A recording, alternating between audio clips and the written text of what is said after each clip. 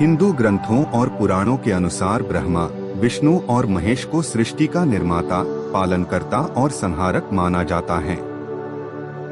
लेकिन आपके मन में ये सवाल कई बार आता होगा कि विष्णु और महेश, शिव जी के तो दुनिया भर में कई मंदिर हैं और लोग घर में भी इनकी स्थापना कर इनकी पूजा करते हैं। लेकिन ब्रह्मा की पूजा कभी नहीं की जाती और उनका केवल एक ही मंदिर है जो पुष्कर में है। इसका एक प्रसंग ब्रह्मा जी और सरस्वती के विवाह से जुड़ा हुआ है। इस प्रसंग का उल्लेख सरस्वती पुराण में किया गया है। प्रसंग के अनुसार सरस्वती जी ब्रह्मा जी की बेटी थीं। ब्रह्मा जी ने सृष्टि की रचना के बाद सरस्वती जी को अपने तेज से उत्पन्न किया था। इसीलिए यह कहा जाता है कि सरस्वती जी की कोई मां नहीं थी। सरस्वती जी को विद्या की देवी कहा जाता है। प्रसंग के अनुसार सरस्वती माता बहुत ही खूबसूरत और आकर्षक थीं। इस कारण स्वयं ब्रह्मा जी भी उनकी ओर आकर्षित हो गए और उनके मन में सरस्वती माता से विवाह करने का विचार आ गया।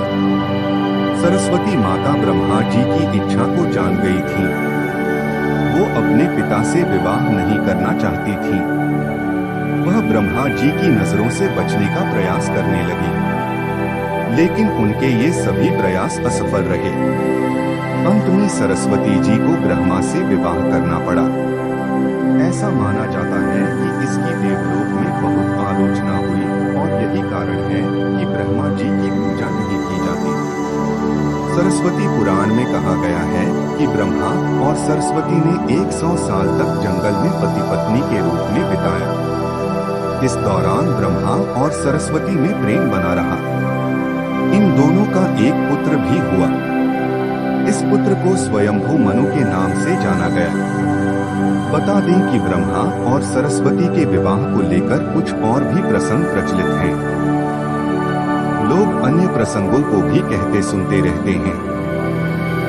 साथ ही अलग अलग प्रसंगों की सत्यता को लेकर अलग अलग दावे भी हैं।